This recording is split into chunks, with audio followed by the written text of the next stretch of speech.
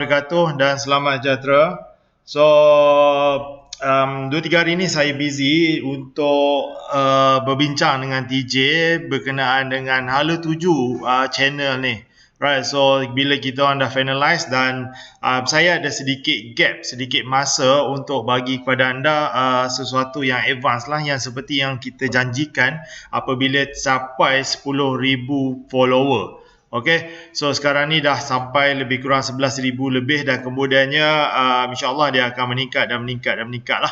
Right, so hari ni saya akan cerita kepada anda penggunaan penuh MACD. So kita buka kita punya chart Nexus. Okay,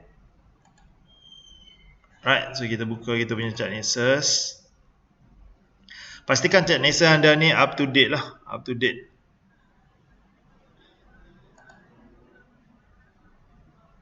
Kalau tak update nanti dia tak auto update tau. Dia akan, kalau kita tak update dia akan last version. Last kita update tu bila? Yang tu yang kita guna chart tu. So kita kena selalu sekejap saja. Dia punya capacity pun kecil saja apabila kita nak update ni. Okay. Right, so saya punya adalah yang latest punya. So nanti 12 second nanti baru saya boleh tutup lah. Okay.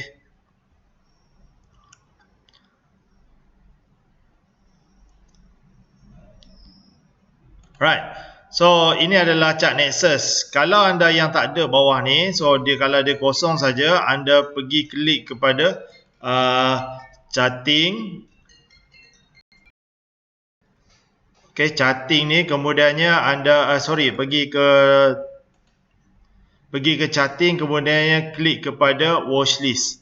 Okay, bukan watchlist, pergi kepada indicator. So dia ke tepi ni ada indicator. So contohnya kita nak cari suatu counter, contoh tak kisahlah counter apa pun, kalau counter filter.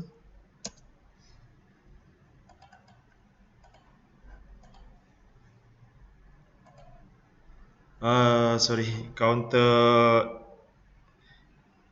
Emulus. Okey, ni adalah counter Emulus. So hari ni kita nak study berkenaan dengan MACD. So ini adalah MACD.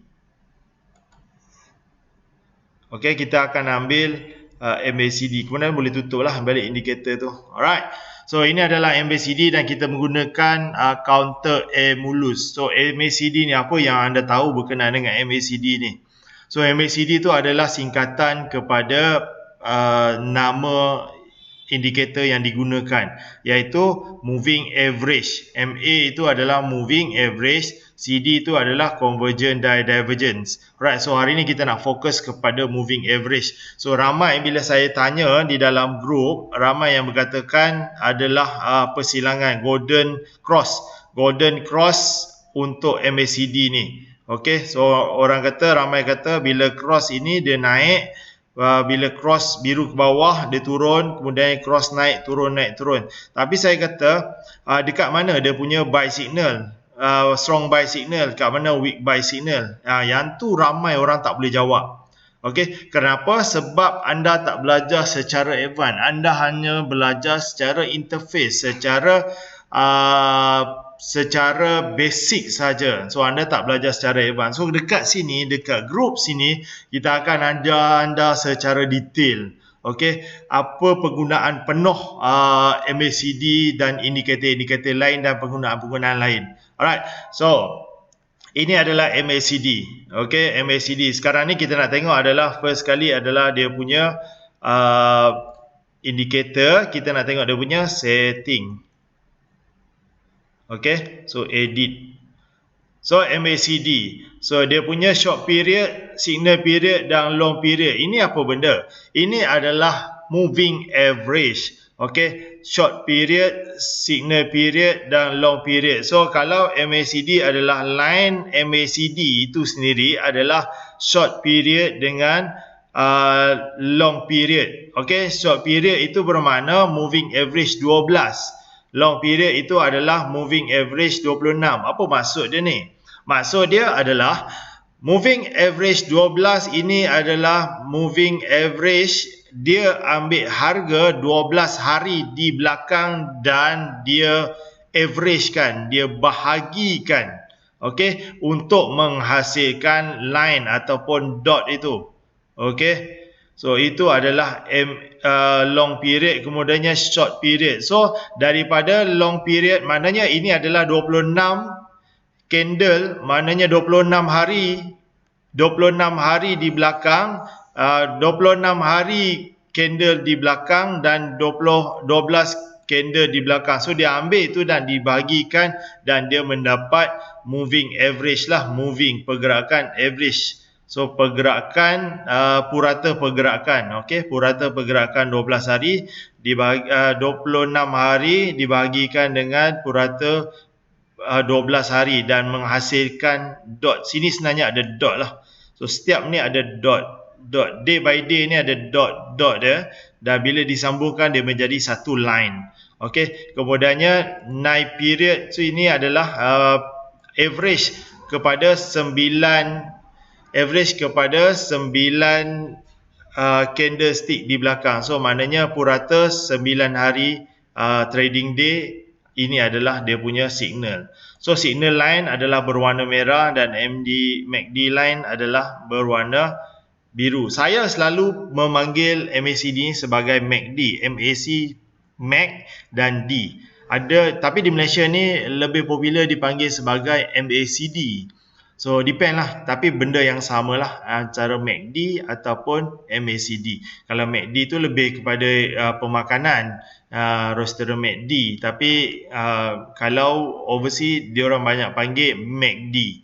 Okey, kalau dekat Malaysia ni popular dengan MACD. So kita akan pakai yang standard punya, standard setting. Okay, kita tak ada ubah apa-apa sebab kita percaya kepada setup original ni lah. Alright. So kita dah habis bab setting. Sebenarnya kita akan masuk di dalam satu ruang yang lebih dalam sikit, iaitu satu level atas sikit. Okey. Right, so kita tutup dulu bab ni. Kita nak belajar bab advance. Okey, kalau anda perasan dekat sini pada MACD line ni, dia ada zone dia sebenarnya. Ada zone atas dan zone bawah. Sebenarnya di tengah-tengah ini ada zone. Okey, ni ada line ni sebenarnya. Okey, ini adalah line ni sebenarnya. Okey. Kalau nak lebih nampak sekejap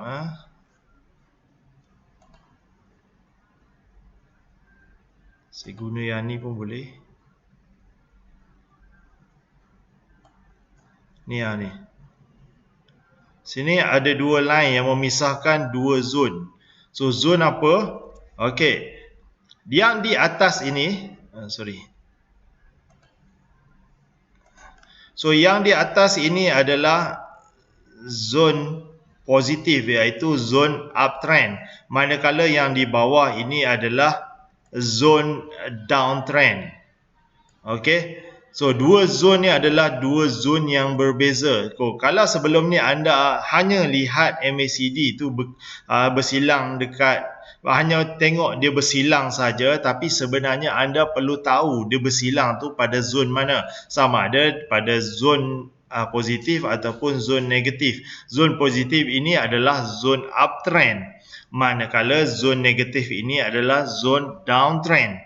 So anda kena dapat bezakan di manakah persilangan itu berlaku. Kalau persilangan itu berlaku pada zone uptrend, dia ada bacaan yang lain. Tapi bila dia berlaku pada zone yang downtrend, dia ada bacaan lain. So anda kena tahu, dapat bezakan di manakah berlakunya persilangan, di manakah berlakunya golden cross itu. Apakah yang dipanggilkan sebagai golden cross. Okey.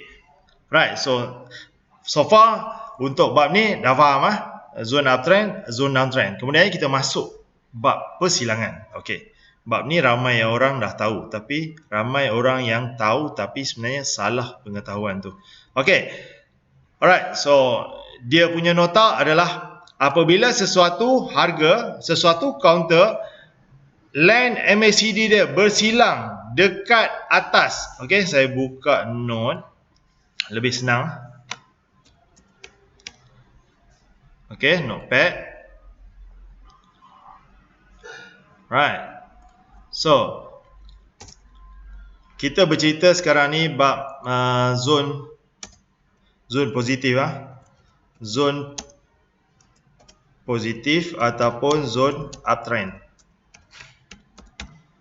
Okey, apabila line MACD bersilang dengan signal line tu berwarna merah. Okey, so line MACD berwarna biru,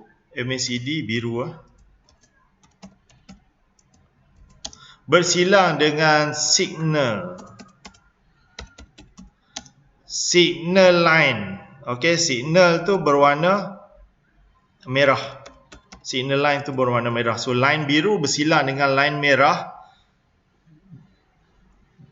Bila bersilang line merah, okey, so line biru bersilang line merah, maknanya line biru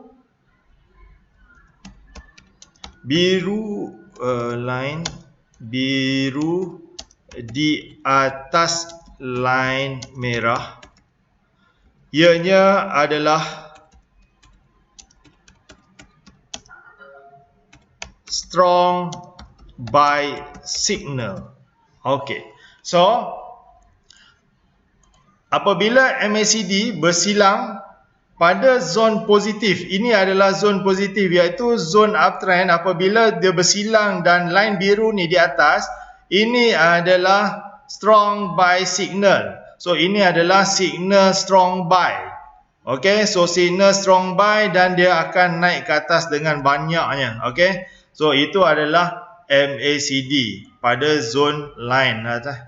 Alright, so kalau kita tengok balik dekat sini, sini kalau dia cross macam ni, ini adalah strong buy. Okey, ini adalah strong buy. Alright, so kemudiannya kita tengok dekat sini, ini dia silang lagi, ini adalah strong buy dekat sini ya. Area sini adalah strong buy.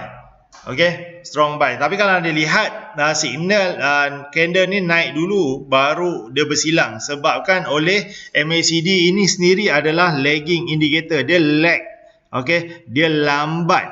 Kenapa dia lambat? Sebab dia adalah following indicator, dia follow harga. So harga tu dah naik, dia baru nak silang. Okey, sama juga macam turun, harga tu dah turun, dia baru nak silang. Sebab tu kita tak boleh tengok sangat persilangan, tapi kita tahu bila dia silang tu sebenarnya dia nak pergi lebih jauh. Walaupun kita masuk salah harga, tak ada masalah. InsyaAllah dia ada jauh lagi perjalanan dia.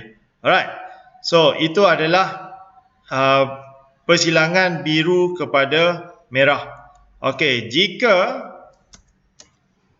jika merah bersilang biru, iaitu merah di atas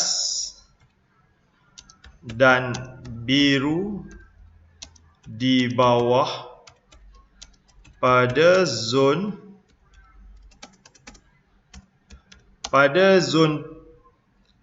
uptrend ataupun zon positif, pada zon positif, okey, ianya menghasilkan signal weak sell. Okey, so ringkasan dia adalah apabila dia bersilang balik dan biru dekat bawah, signal line dekat atas, ianya menghasilkan signal weak sell. Signal weak sell maknanya penurunan dia tu adalah sementara saja, yang mana apabila dia masuk dalam zon positif uptrend, apabila dia bersilang di bawah ini adalah retracement sahaja. Okey, so itu adalah retracement. So dekat sini, okey, ni zone retracement. So kita tahu dia dah bersilang. Alright, so bila dia dah bersilang, kita tahu dia dia nak turun. Tapi dalam dia nak turun tu, kita tahu kita boleh re-entry balik nanti apabila bersilang semula, kerana dia bukan tukar trend untuk jadi downtrend. Dia turun ni adalah untuk buat retracement saja. Nampak dekat sini, dia buat retracement saja. Kemudiannya dia akan naik balik semula. Kenapa? Sebab dia duduk pada kawasan zon positif, iaitu zon uptrend, dan penurunan dia itu adalah penurunan sementara, retracement sahaja. Sebab tu kita boleh tahu penurunan dia adalah penurunan retracement ataupun penurunan pertukaran trend melalui kita tengok di manakah persilangan MACD itu sendiri. Kita jangan tengok hanya persilangan saja, kita tengok di zon mana dia duduk. Kalau dia di zon positif, itu adalah weak sell. Tapi kalau zon negatif, yang ni saya nak cerita, kalau dia berlaku di zon negatif, ianya adalah strong sell signal. Okay, so kalau kita tengok dekat sini, kalau dia berlaku persilangan macam ni terlalu nipis lah.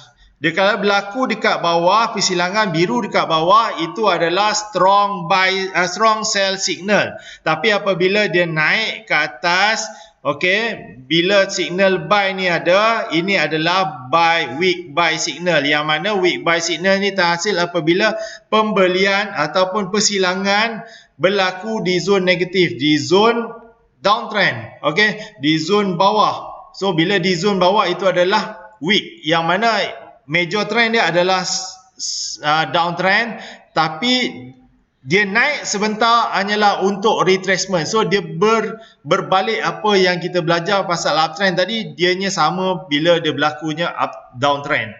Okay, so kalau kita tengok balik sini, okay, sini ya. So sini, ini kalau biru ni dekat bawah, ini strong sell. Okay, apabila dia cross balik ke atas, ini adalah weak buy. Weak buy itu apa? Pembelian dia hanyalah sementara, dan kemudiannya kalau dia cross balik, dia akan turun balik semula. Nampak ni, dia turun balik semula. Dia naik ni, naik sikit saja. Naik ni adalah naik yang retracement, sebab di bawah ini kenaikan dia adalah kenaikan weak buy. Okay, tapi kalau dia turun dan strong merah ni di bawah, okay, itu adalah weak sell signal. Sorry, merah tu di atas, itu adalah strong sell signal. Okay, so kita kena tahu dan kita kena faham penggunaan MACD. Kalau sebelum ni anda tak faham, bermakna anda belajar tak habis pun. Anda rasa anda faham, tapi sebenarnya anda tak belajar pada fasa yang lebih advance. So kita akan share kepada anda bab-bab advance, yang mana saya dapat benda ni pun saya pergi ke kelasnya beribu-ribu Dia tak adalah murah, dan saya tak pergi kelas bahasa Melayu.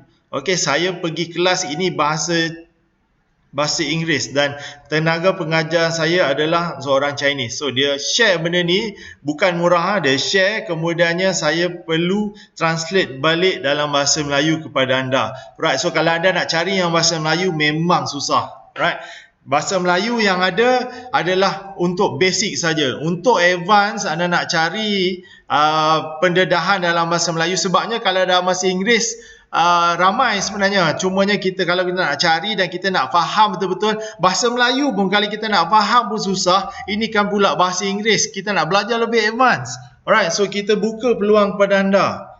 Alright, so kepada anda yang betul-betul berminat dan betul-betul nak berubah dalam dunia trading ni. Okay, so kita pergi ke kaunter lain, contohnya EFOS. Okay, so EFOS ni sekarang ni dia berlaku ni buy biru dekat atas ni buy, kemudiannya dia cross. Bila cross kat sini, ini adalah weak sell. Weak sell Weak sell maknanya kita tahu ini adalah retracement. Kemudiannya dia naik balik. Okay, so macam ni. Ini dia turun, biru dekat bawah turun. Maknanya ni adalah weak sell. Sini adalah weak sell, dan dia turun pun tak jauh mana. Dia retrace, kemudiannya dia naik balik bila bersilang. Alright, tu tengok zone dekat mana zone tu berlaku. Kalau macam ni dia tengah downtrend. So biru dekat bawah ni adalah strong sell. Okay, ini adalah weak buy. Sini weak buy, retracement ni, weak buy. Kemudiannya dia turun balik. Sebab yang naik ni sekejap saja retracement. Kemudiannya dia turun balik buat penurunan. So ini adalah strong sell. Kemudiannya dia cross balik. Alright, sampailah dia buat dia melepasi zone ni. Okay, so kita kena tengok lepas ni kalau anda cerita pasal golden cross dan sebagainya, anda kena tahu ini ada dalam MACD tu ada golden zone. Okey, zone positif dan zone negatif. Kalau anda tak tahu benda ni, maknanya anda belum betul-betul mahir dalam dunia trading, sebab anda perlu korek lagi benda ni. Banyak lagi rahsia-rahsia dalam trading ni. Alright, so saya harap penjelasan saya ni pada peringkat advance ni anda lebih suka untuk belajar advance sebenarnya. Alright, so itu saja untuk setakat ni. Assalamualaikum warahmatullahi wabarakatuh dan selamat sejahtera.